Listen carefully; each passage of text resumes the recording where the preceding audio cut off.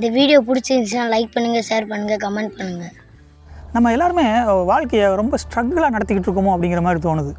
இப்போ வாழ்க்கைன்னு எப்படி ஒரு உதாரணம் சொல்லணும்னா, வாழ்க்கைன்னு என்ன எப்படி வாழணும் அப்படின்னு சொல்லிட்டு ஒரு சாமியார், ஒரு நல்ல வசதி வாய்ப்புள்ள ஒரு சாமியார்ட்ட போயோ இல்லை பெரிய பெரிய பிஸ்னஸ் பண்ணிருப்பாங்கள்ல, அவங்ககிட்ட போய் கேட்டோம்னா என்ன சொல்லுவாங்க? அவங்க வாழ்க்கை ரொம்ப அழகானது, ரசிக்க வேண்டியது, பசுமையானது, அதாவது சந்தோஷமான எல்லா விஷயத்தையும் நினச்சி சந்தோஷப்பட்டு வாழணும் அப்படின்ற மாதிரி அவங்க சொல்கிறாங்க.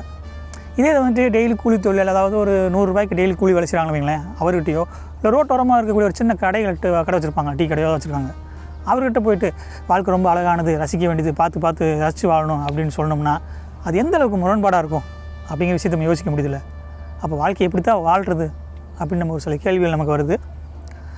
இப்போ நம்ம இறந்ததுக்கப்புறம் ஒரு சில நாட்களுக்குள்ளே என்ன நடக்குது அப்படிங்கிற விஷயத்தை நம்ம தெரிஞ்சுக்கிட்டோம்னா நம்மளும் வாழ்க்கையை கொஞ்சம் நல்ல அழகான முறையில் கொண்டு போக முடியுமோ அப்படிங்கிற மாதிரி தோணுது. உங்கள் இறுதி ஊர்வலத்திற்கு பின் ஒரு சில மணி நேரங்களில் அலுவலர்கள் முழுமையாக அடங்கியிருக்கும். அடுத்த வேளை உணவுக்கு ஆர்டர்கள் ஹோட்டலுக்கு சென்றிருக்கும். பேரம்பேத்திகள் ஓடி பிடித்து விளையாடி கொண்டிருக்க வந்த கூட்டத்தில் ஒரு இளம்பெண்ணும் ஆணும் காதல் புன்னகையுடன் பரஸ்பரமாக போன் நம்பர்கள் மாற்றிக்கொள்வார்கள்.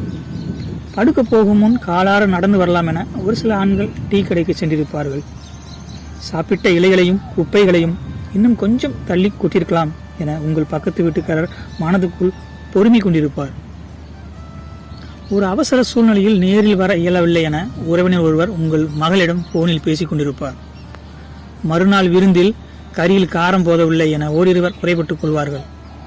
எலும்பை நீக்கி கறியை மட்டும் குழந்தைக்கு ஒரு அம்மா ஊட்டி கொண்டிருப்பார். இவ்வளவு தூரம் வந்தாச்சு, போற வழியில் அங்கேயும் பார்த்துவிட்டு போகலாம் என வெளியூர் உறவுகள் சுற்றுலா திட்டங்களை ரகசியமாக போட்டுக் கொண்டிருப்பார்கள். தன்னுடைய பங்குக்கு மேல் ஒரு சில 100 ரூபாய் அதிகமாக செலவாகிவிட்டதென ஒரு பங்காளி கணக்கிட்டு நொந்து கொண்டிருப்பார். கூட்டம் கொஞ்சம் கொஞ்சமாக குறையத் தொடங்கும். அடுத்து வரும் நாட்களில் நீங்கள் இறந்ததே தெரியாமல் உங்கள் தொலைபேசிக்கு சில அழைப்புகள் வரக்கூடும். உங்கள் அலுவலகம் உங்கள் இடத்திற்கு வேறொருவரை அவசரமாக தேட துவங்கியிருக்கும். ஒரு வாரம் கழித்து உங்கள் இறப்பு செய்தி கேள்விப்பட்டு உங்கள் கடைசி பதிவு என்னவென ஆர்வம் கலந்த சோகத்தோடு ஒரு சில ஃபேஸ்புக் நண்பர்கள் தேடக்கூடும். அதுவும் நீங்கள் ஃபேஸ்புக் ஆக்டிவாக இருந்தால் மட்டுமே. 2 வாரங்களில் உங்கள் மகளின் எமர்ஜென்சி லீவ் முடிந்து பணிக்கு திரும்புவார்கள்.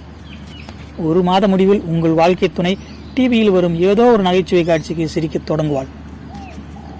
அடுத்து வரும் மாதங்களில் உங்கள் நெருங்கிய உறவுகள் மீண்டும் சினிமாவுக்கும் பீச்சுக்கும் சகஜமாக செல்ல வாய்ப்பு உண்டு. அத்தனை பேரின் உலகமும் எப்போதும் போல மிக இயல்பாக இயங்கிக் கொண்டிருக்கும். ஒரு பெரிய ஆலமரத்தின் இலை ஒன்று வாடி உதிர்ந்ததற்கான அடையாளமோ நீங்கள் வாழ்ந்து மறைந்ததற்கான ஒரு எல்லளவும் வித்தியாசமும் இல்லாதது போல அத்தனையும் சுலபமாய் வேகமாய் எந்த சலனமும் இன்றி நடந்து கொண்டிருக்கும். மழை பெய்யும், தேர்தல் வரும், பேருந்துகளில் கூட்டம் வழக்கம் போல இருக்கும், கள்ளச்சாராய சாவுகள் நடக்கும், பிரசவத்துக்காக மருத்துவமனைக்கு சென்ற ஒரு பெண்ணுக்கு HIV ஊசி கூட போட வாய்ப்பு இருக்கு. திருவிழா வரும், உலகக்கோப்பை கிரிக்கெட் வரும், வண்ண வண்ணமாக பூக்கள் பூக்கும், உங்கள் செல்ல குட்டியும் போடலாம். நீங்களே வியக்கும் வேகத்தில் இந்த உலகத்தில் நீங்கள் மறக்கப்படுவீர்கள். இதற்கிடையில் உங்கள் முதல் வருட திதி கொடுத்தல் மட்டும் மிகச்சிறப்பாக நடக்கும். கண்மூடி திறக்கும் நொடியில் வருடங்கள் பல ஓடியிருக்கும். உங்களை பற்றி பேச யாருக்கும் எதுவுமே இருக்காது. என்றாவது ஒரு நாள் பழைய போட்டோ பார்க்கையில் மட்டும் உங்கள் வாரிசுகளில் ஒருவர் உங்களை பற்றி யோசிக்கலாம், சிந்திக்கலாம்.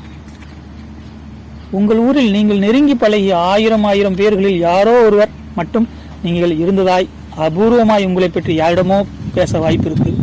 மறுபிறவி உண்மை என்றால் அதை நீ நம்பினால் மட்டும் வேற எங்கேயோ எவராகவோ வாழ்ந்து கொண்டிருக்கலாம். மற்றபடி நீங்கள் எதுவுமே இல்லாமல் ஆகி நீங்கள் இருந்ததற்கான அடையாளமே இல்லாமல் பல ஆண்டுகள் ஆகியிருக்கும். இப்ப சொல்லுங்க, உங்களை இவ்வளவு சீக்கிரம் மறக்க காத்திருக்கும் மனிதர்களில் யாரை திருப்திப்படுத்த இன்று இப்போது இவ்வளவு பதற்றமாய் ஓடிக்கொண்டிருக்கிறீர்கள்? நம்ம இறந்துட்டா கூட நம்ம உடம்புல இருக்க அந்த உறுப்புகள் சாகிறதுக்கு கொஞ்சம் டைம் எடுக்கும். அது எவ்வளவு காலங்கள் அப்படின்னு பார்த்தோம்னா, நம்மளோட மூளை 10 நிமிஷம் உயிரோட இருக்கு, கண்ணு 31 நிமிஷம் இருக்கு, காலு 4 மணி நேரம் இருக்கு, தசை அப்படின்னு சொல்லக்கூடியது ஒரு 5 நாட்கள் உயிரோட இருக்கு. நம்மளோட இதயம் 4லேருந்து 6 மணி நேரம் இருக்கும். நுரையீரல் அதே மாதிரி தான், அதுவும் 4 to 6 மணி நேரம் உயிரோட இருக்கும். கல்லீரல் 8லேருந்து 12 மணி நேரம் உயிரோட இருக்கும்.